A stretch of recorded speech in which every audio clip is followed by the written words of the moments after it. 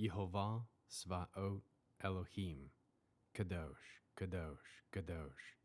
Please fill me and lead me, and cover me and stir me, and speak through me with your Ruach HaKodesh, that I may speak your written words with boldness to those who listen.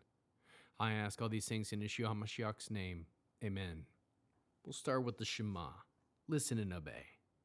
Children of Yehovah, pay careful attention and respond. Yehovah is our power and authority.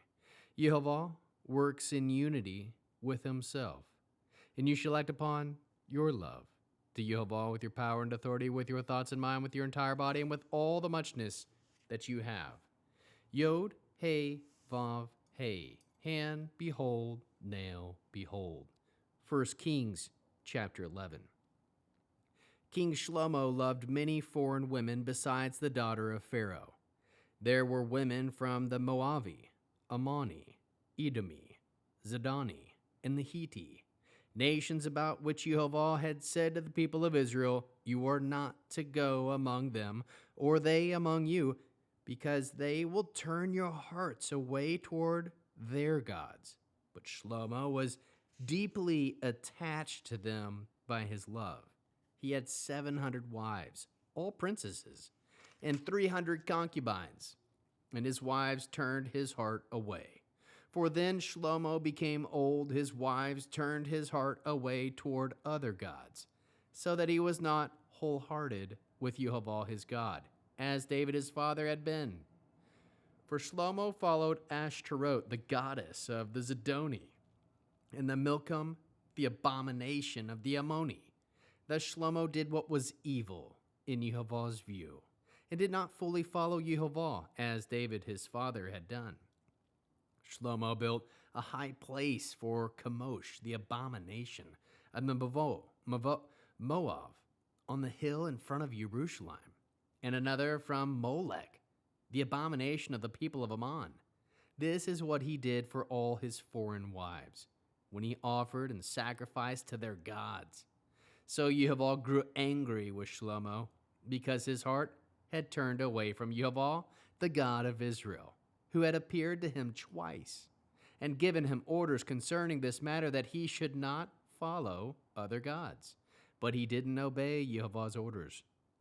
So Yehovah said to Shlomo, "Since this is what has been in your mind, and you haven't kept my covenant and my regulations, which I ordered you to obey, I will tear the kingdom from you and give it to your servant. However, for David your father's sake, I won't do it while you're alive, but I will tear it away from your son. Even then, I won't tear it all the way, the kingdom. I will give one tribe to your son for the sake of David my servant, and for the sake of Jerusalem, which I have chosen." Then Yehovah raised up an adversary against Shlomo, Hadad the Edomi, of the royal line of Edom. Back when David had been in Edom, and Joab, the commander of the army, had gone up to bury the dead, having killed every male in Edom, for Joab and all Israel had stayed there 6 months until he had eliminated every male in Edom. Hadad had fled, he and a number of Edomi, servants of his fathers with him, and gone into Egypt. At the time Hadad had been but a small boy. On their way, they passed through Midian and arrived in Paran, took with them men from Paran, and went on into Egypt, to Pharaoh king of Egypt. He had Hadad a house, saw to it that he had food, and gave him land.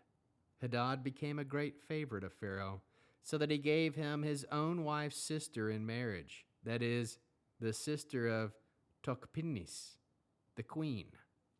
The sister of Tokpinis bore him Gavot, his son, and Tokpinis brought him up into Pharaoh's own house, so that Guvnot was in Pharaoh's house along with Pharaoh's sons. When Hadad in Egypt heard that David slept with his ancestors, and Joab, the commander of the army, was dead, Hadad said to Pharaoh, "Let me leave, so that I can return to my own country."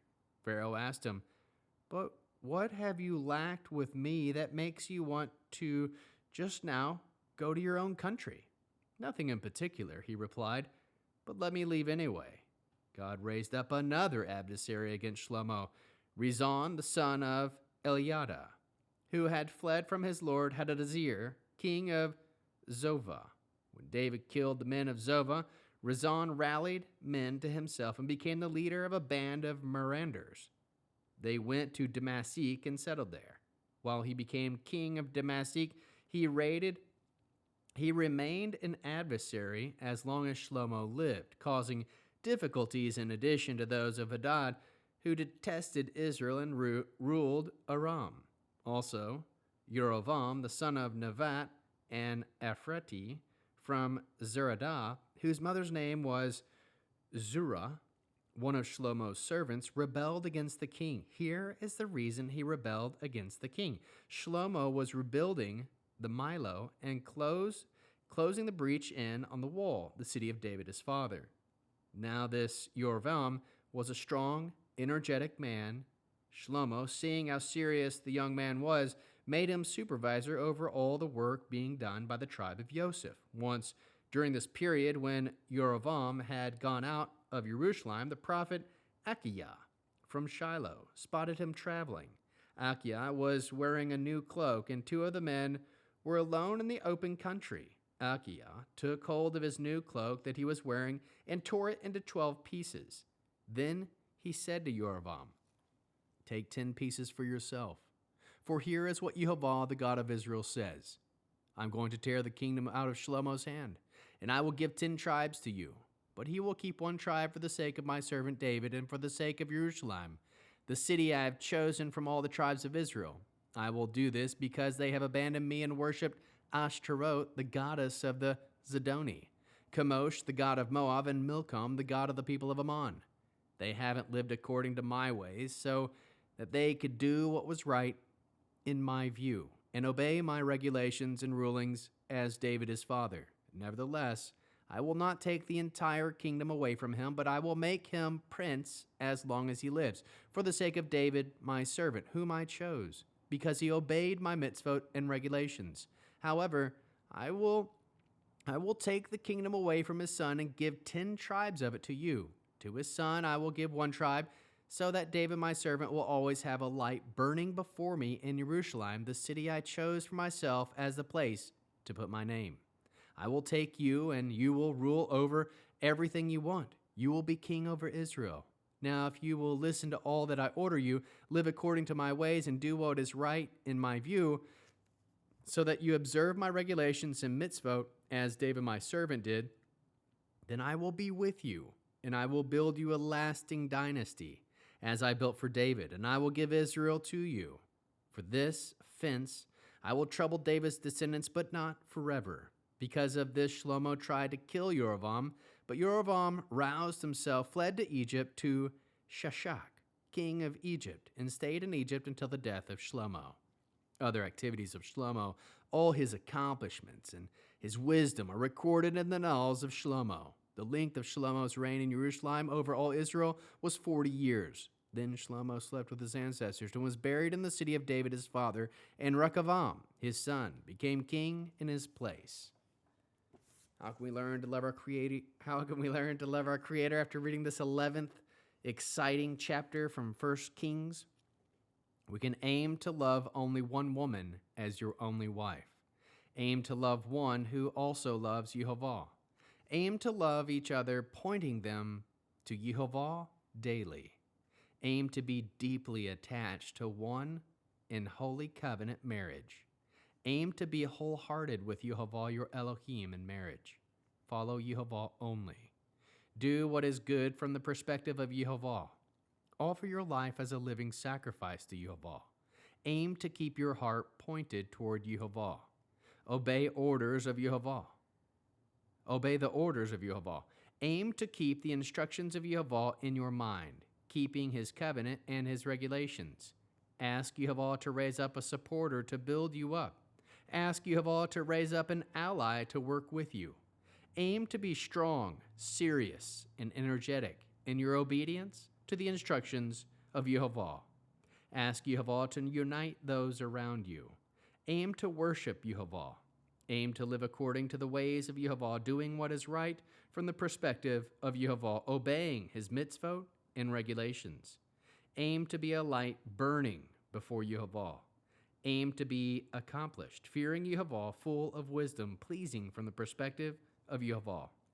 How can we love others as Yeshua loves us? We can love only one in covenant marriage, pleasing from the perspective of Yehwah.